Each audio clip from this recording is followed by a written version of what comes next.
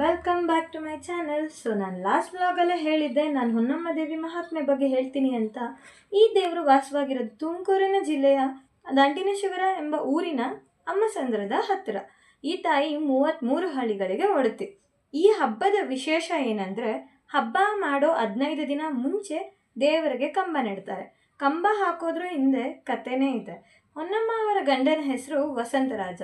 ಹೀಗೆ ಒಂದ್ಸಾರಿ ಊಟಕ್ಕೆ ಕುತ್ಕೊಂಡಾಗ ವಸಂತರಾಜ ಹೊನ್ನಾದೇವಿ ಜಗಳ ಆಡುವಾಗ ವಸಂತರಾಜ ಹೊನ್ನಾದೇವಿಗೆ ಒಂದು ಶಾಪ ಕೊಡ್ತಾರೆ. ಅಂದರೆ ಗರ್ಭಿಣಿಯಾದಾಗ ಅದು ಸತ್ತೋಗುತ್ತೆ ಅಂತ. ಅದೇ ರೀತಿ ಈ ಕಂಬ ಹಾಕಿದಾಗ ತಾಯಿ ಹೊನ್ನಾದೇವಿ ಗರ್ಭಿಣಿ ಆಗಿರ್ತಾರೆ ಅಂತ ಅರ್ಥ. ಕಂಬ ಹಾಕಿದ್ಮೇಲೆ ಯಾವುದೇ ಕಾರಣಕ್ಕೂ ಕಂಬ ತೆಗಿಯೋವರೆಗೂ ಕೂಡ ಆ ಹಳ್ಳಿಗಳಲ್ಲಿರೋ ವಾಸವಾಗಿರೋ ಜನ ಮಾಂಸ ಸೇವನೆ ಮಾಡೋ ಹಾಗಿಲ್ಲ, ಮದ್ಯ ಸೇವನೆ ಕೂಡ ಮಾಡೋ ಹಾಗಿಲ್ಲ. ಕಂಬ ಹಾಕಿ 15 ದಿನಕ್ಕೆ ಹಬ್ಬ ಶುರುವಾಗುತ್ತೆ. ಆ ವಾರ ಇಡೀ ಹಬ್ಬ ಆಚರಿಸ್ತಾರೆ. ಆ ಹಬ್ಬ ಅಂದರೆ ಆ ಹಬ್ಬದ ವಾರದ ಮಂಗಳವಾರದ ದಿನ ಮಡೆಗಡಿಗೆ ಹೊರ್ತಾರೆ. ಅಂದರೆ 100ಕ್ಕೂ ಹೆಚ್ಚು ಮಡಿಕೆಗಳಲ್ಲಿ ಅಕ್ಕಿ ಇಟ್ಟು ಈ ಕೋಣೆಯಲ್ಲಿ ಬೇಯಿಸ್ತಾರೆ. ಇಲ್ಲಿ ವಿಶೇಷ ಏನಂದರೆ, ಒಂದ್ರ ಮೇಲೆ ಒಂದು ಮಡಿಕೆ ಇಟ್ಟು ಬೇಯಿಸಿರ್ತಾರೆ. ಈ ಮಡಿಕೆನ ಹೊರುವವರು ಗೌಡ್ರು ಮಾತ್ರ.